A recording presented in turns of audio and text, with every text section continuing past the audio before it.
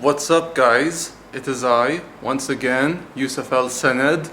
And man, guys, it took me quite a while to make this video review because ever since my father came back from Toronto, Canada, he's gonna be here quite a while now, because he just came back from a trip, and how now he'll be spending more time over at home over here and not his second home with my stepmom. Yes, he married twice, so it's going to be kind of troublesome to make a review while he's here. And I don't want to say anything that's a bit too harsh about my father, but as much as I love him and I love him to death, I don't really need him at the moment. But yeah, so I have the chance to review the movie right now, and the movie I want to talk about is the 2016 United Arab Emirates film, animated feature-length film, the first of its kind, Bilal, which was co-directed and written by Khurram Alavi and Ayman Jamal, both of who are very unknown filmmakers, yet this was their first feature-length film in the animation department. And this movie was funded by Saudi Arabia, but it was made entirely in the UAE, which is known as the United Arab Emirates, my home. It also got its premiere at the 2016 Cannes Film Festival, which is a huge honor, especially for my culture, and how I hope the world gets to see this movie. Because guys, I'm saying this not so much from a biased point of view, but a more objective point of view. I try to be as fair as possible in my reviews because I love movies from all cultures. French, Japanese, German, Romanian, like Australian, especially French, which I have the utmost love and respect for. But it's also very nice and good to see a movie released from my culture. Now, this movie is based on the story of Bilal Ibn Rabah, who in the Islamic history is known as the first Imam or the first Muezzin, the person who does the adhan, the call to prayer in the Muslim faith.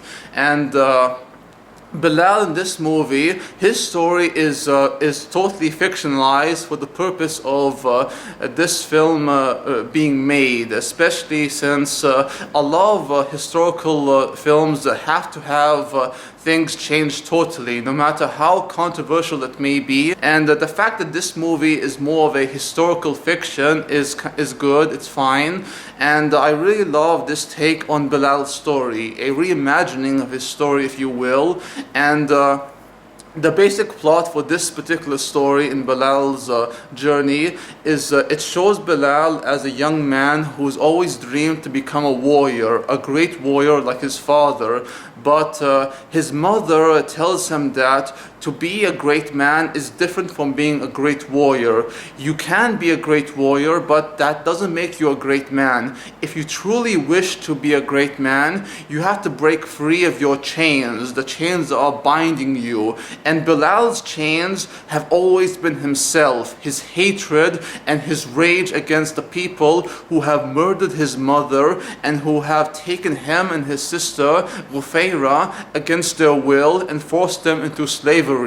Now, slavery was very common back in the day, as it was a practice and a tradition among the Qurayshi tribe. The Qurayshi tribe are these people who are actually real, by the way. They are being led by this man known as Umayya, and Umayya is played by Ian McShane. Ian McShane and his Ian McShane's character, Umayya, and his son Safwan, they take pride in their slavery, and they take pride in all the slaves they collect, including Bilal and his sister Rufayra. The Qurayshi tribe and all the people of Mecca, they worship these things known as idols, which is a very common practice like slavery, and how Umayya and Safwan take pride in this sort of practice in the worship of idols. There are multiple idols they refer to as gods, and there's God of greed, God of hate, God of despair, of fertility, and all that kind of stuff. The one thing Umayya cannot stand or tolerate is his son being humiliated by a slave. That slave being Bilal. And Bilal in this movie is voiced, at least his older version, he's voiced by Adewale Akinnuoye-Agbaje, a British actor of Nigerian descent, and I've always been a fan of this actor ever since he starred in shows like Oz and Lost. He was also in Game of Thrones for one season in a recurring role. But Adewale, I love him so much as an actor. When you have him and Ian McShane going at each other as Umayya and Bilal, it's a very strong hatred these two have for each other, especially since Umayya despises slaves, as he also takes joy in tormenting them. But the thing about Umayya is that he's a very complex character. He's a very despicable human being, but at the same time, you do get a sense of understanding where this person is coming from. And Bilal is motivated to break free of his chains, like I mentioned. He can't do that on his own, because as much as his sister Rufaira tries to maintain her faith and keep strong, support her brother, and to try to encourage him to never lose hope, Bilal loses hope entirely. That is until one day a man by the name of Al-Sadiq, which also means in English the truthful or the truth. Al-Sadiq comes and meets Bilal, and it's almost destiny. And how Bilal sees something in Al-Sadiq, like Al-Sadiq sees something very special in Bilal. He sees a brave man who's willing to help out the poor and the needy, as opposed to worshipping these false gods, these idols. So he encourages Bilal to follow this new faith, this new message that's being spread. He becomes a part of this new belief, and it strengthens his resolve to fight back against Umayya and his reign of tyranny over Mecca. And he plans to break free of his chains and to support the people who are needy and who are poor, and to save his sister Rufaira from the hands of Safwan and Umayya. And guys, this story is just really amazing. We are introduced to characters like Hamza and Safwan, obviously, and Umayya. These kind of characters who played a significant role in the rise of Islam. And Umayya may have been the enemy like Abu Jahl before him, but these stories, the way it's fictionalized in this film, it makes sense, and it shows how Umayya and Safwan are tyrants. They are tyrants who rule over Mecca with an iron fist, and it shows how truly despicable they are, and how slavery, it's wrong, it's evil, and you can see the pain in Bilal's eyes as he's trying to break free of his chains, and how he's trying to have hope and a little bit of faith like his sister wants him to. And guys, this movie, despite being an animated feature-length film aimed at both kids and as well as adults, it's a very dark film, guys. I am not joking. In the beginning, it opens with Bilal and Rufaira's their mother being killed by these raiders who are under the rule of Umayya, and it's so grim and so dark, and at times it can be violent, and the animation is just gorgeous. Guys, the animation is absolutely gorgeous. The music, oh my god, guys, I don't comment about music that much in my reviews, but the music in this movie is just so good, man. I mean, to hear music of Arabic style from my culture played on the big screen, it's just so amazing, guys. There's something special about it. It shows truly how you can't ever judge a person by his skin color, or a person for how he or she was raised. And just like Steve McQueen's 12 Years a Slave, it shows how disgusting slavery is, and how evil of an act it is to put this upon people who have done nothing wrong, people who are your equal, no matter their skin color.